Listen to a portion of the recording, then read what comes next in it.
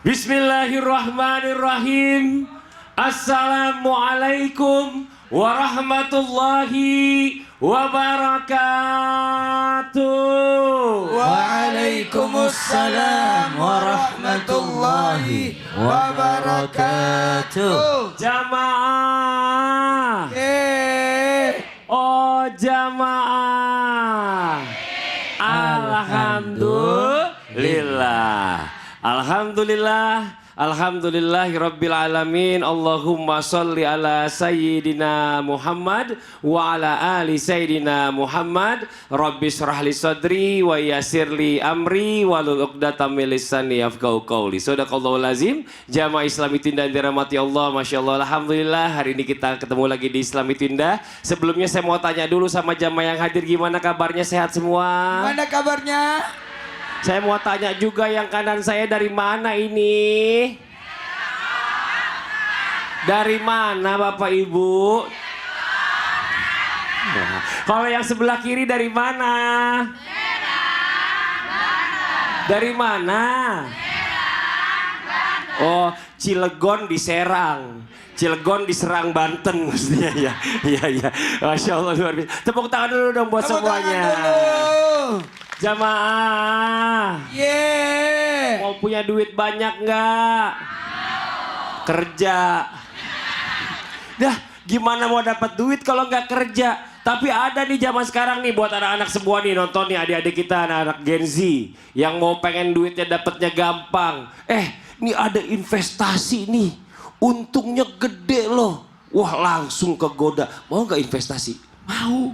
Duitnya kalau Ustadz investasiin 1 miliar, Ustadz akan dapat 3 miliar. Wow, mau? Sangat menggiurkan. Sangat menggiurkan. Tunggu dulu, aman gak?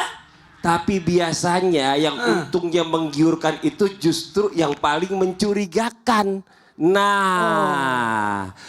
Nah, gimana nih kita menyikapi? Sekarang gini aja ya, zaman sekarang ini kita mesti hati-hati. Jangan sampai kita niatnya mau untung Ustadz, malah akhirnya jadi buntung. Duit anak-anak sekolah ludes, ya, duit makan hari-hari ludes. Akhirnya anaknya sama istrinya gigit jari di rumah. Apa tuh? Pak. Apa? Kenapa Bapak pagi-pagi ngomongin ginian? Karena gini, saya nanti mau bahas nih. Ya masalahnya tema kita hari ini bagus. Apa itu? Biar nggak salah langkah, pilih investasi yang membawa berkah. Alhamdulillah. Jangan lupa buat bapak-bapak, ibu-ibu, dan Gen Z. Adik-adik semuanya ya. Tonton tausiah sampai akhir, dicatat jangan sampai lupa. Mudah-mudahan bermanfaat buat semuanya. Alhamdulillah. Jamaah. Sebelumnya kita lihat dulu sebuah video tayangan nih. Ada sebuah video atau tayangan video tentang diduga penipuan investasi oleh suaminya artis yang dilaporkan ke polisi. Siapa ini? Siapa artisnya? Coba kita lihat dulu yuk. Ya Masya Allah luar biasa buat jamaah Islam itu yang ada di rumah. Hari ini kita kedatangan tamu terhormat nih. Ada Profesor Syafi'i Antonia. Tepuk tangan dulu dong Bapak Ibu. Assalamualaikum. Waalaikumsalam warahmatullahi wabarakatuh. Sehat Prof? Hah? Pakar ekonomi syariah, ini Masya Allah. Sama-sama belajar. Gimana sehat Profesor? Alhamdulillah. Ini kalau bicara masalah tentang investasi harus tanya dulu sama beliau biar nggak salah langkah. Tapi gini nih Prof, nih izin nih Prof sebelumnya.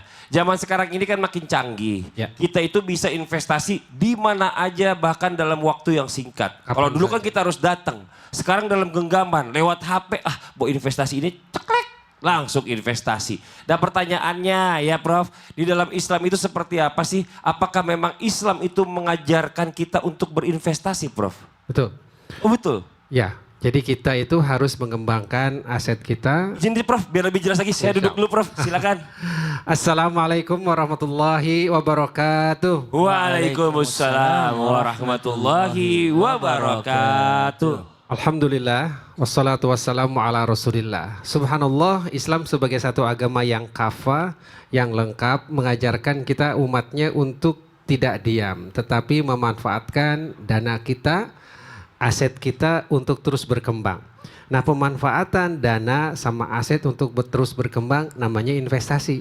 Ustadz Maulana, termasuk investasi yang paling mahal itu investasi pada diri kita.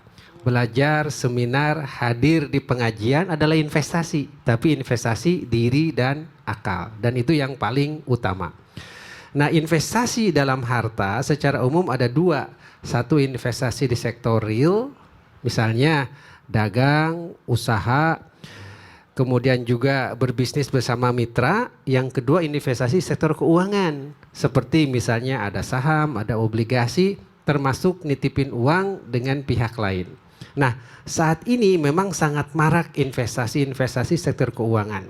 Ada yang mengiming-imingi return yang tinggi. Nah, kita sebagai kaum muslimin harus hati-hati. Pertama, kehalalannya, apakah ada maksiat, apakah ada gharar, apakah ada maisir, perjudian. Yang kedua, kalau seandainya keuntungannya itu tidak wajar, 25% 1 tahun, 30% 1 tahun, kita harus hati-hati. Dan yang ketiga, siapa pengelolanya? Kalau pengelolanya itu kita tidak tahu, tidak terdaftar di OJK, tidak diawasi oleh pemerintah, kita kudu hati-hati. Dan yang lebih penting, kita harus lihat yang keempat, siapa yang pernah ikut di situ. Dan sudah teruji belum dengan zaman dan waktu. Jikalau baru mau akan, baru berumur jagung, kita itu harus hati-hati. Nah, sekarang ada sangat disayangkan yang mengatasnamakan syariah, tetapi dia tidak amanah.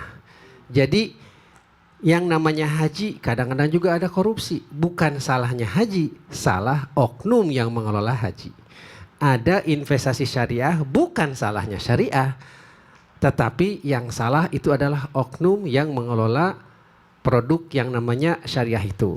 Nah, jadi ke depan kalau ada investasi, kita harus pastikan betul ini harus sesuai dengan syariah. Apakah ada namanya ketetapan halal dari DSN, Dewan Syariah Nasional. Yang kedua, apakah ada terdaftar di OJK, Otoritas Jasa Keuangan. Dan yang ketiga, siapa pengelolanya. Dan yang keempat, gimana orang-orang yang sudah pengalaman dengan investasi ini. Nah, mudah-mudahan dengan langkah-langkah ini kita bisa aman dan bisa berkah. Masya Allah, terima kasih banyak Prof. Tepuk tangan dong buat profesor kita. Prof Antoni, makasih ilmunya. Nah, sekarang kita lanjut lagi nih buat jamaah Islam itu dan dirahmati Allah. Jamaah.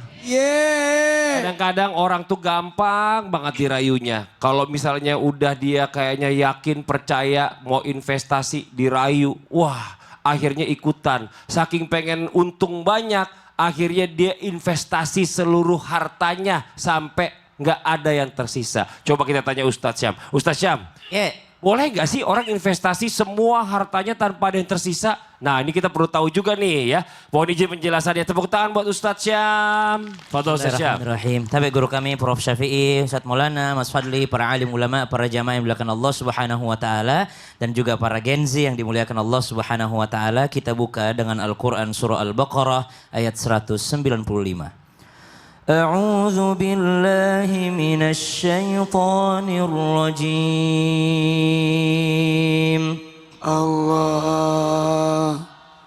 وأنفقوا في سبيل الله ولا تلقوا بأيديكم إلى التهلكة ولا تلقوا بأيديكم إلى التهلكة وأحسنوا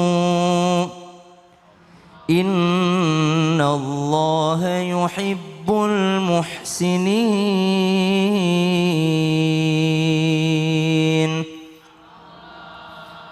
Dan keluarkanlah hartamu pada jalan Allah dan jangan membinasakan dirimu. Berbuat baiklah karena Allah sangat mencintai orang-orang yang berbuat baik. Dalam ayat ini kita diajarkan oleh Allah Subhanahu wa taala bahwa harta itu mesti dipakai dalam kebaikan. Dan tadi sudah diajarkan oleh guru kita Pak Prof bahwasanya investasi itu sangat penting bagi seorang mukmin, wabil khusus investasi buat dirinya sendiri. Tapi kalau kita bicara tentang membelanjakan harta, ada adab-adab dalam membelanjakan harta itu sendiri. Karena sesungguhnya kita disadarkan oleh sebuah hadis dari Nabi SAW buat seluruh bapak-bapak, ibu-ibu, para Gen Z, silahkan ditonton sampai habis dan dicatat, mudah-mudahan bisa menjadi modal dunia wal akhirat insya Allah. Ada adab-adabnya. Nabi SAW mengingatkan bahwasanya inna dunya, sesungguhnya dunia ini hijau dan hulwatun dan sangat manis. Wa inna rijalan yatakhawwaduna fi malillahi bighairi haqq, dan ada orang-orang yang membelanjakan malillah, hartanya Allah. Oh, menarik sekali karena Nabi mengatakan hartanya Allah wa rasulahu, dan hartanya Rasul. Nabi tidak mengatakan ada orang-orang yang membelanjakan hartanya sendiri, tidak. Kenapa Rasulullah katakan hartanya Allah? Karena kadangkala kalau kita ngingetin orang itu bilang begini, emang ada urusan apa uang-uang saya? Mau saya investasikan semuanya terserah saya. Mau saya keluarkan semuanya terserah saya.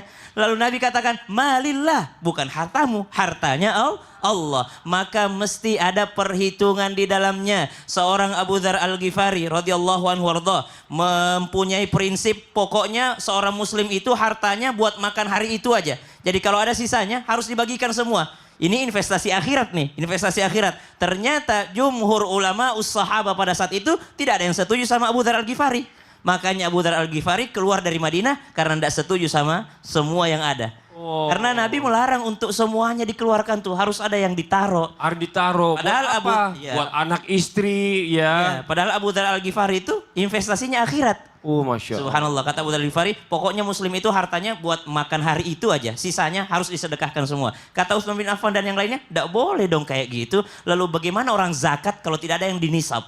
Oh iya benar juga. Iya, makasih banyak Ustadz Syam. Tepuk tangan buat Ustadz Syam. Ustadz Maulana, sebentar saya mau coba tanya sama Ustadz Maulana.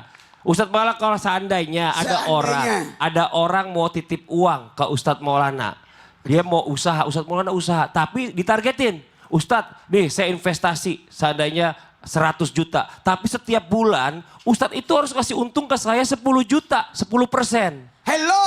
Ntar dulu, belum selesai. Kalau Ustadz bangkrut, Ustadz ganti uang saya 100 juta. Nah itu gimana coba? Gimana? Makanya nih, buat semuanya, bapak-bapak, ibu-ibu, dan Gen Z, anak-anakku, tonton ya. Dan catat sampai habis tonton. Kenapa? Ternyata yang berkaitan dengan muamalah itu harus teliti. Dan harus namanya praduga.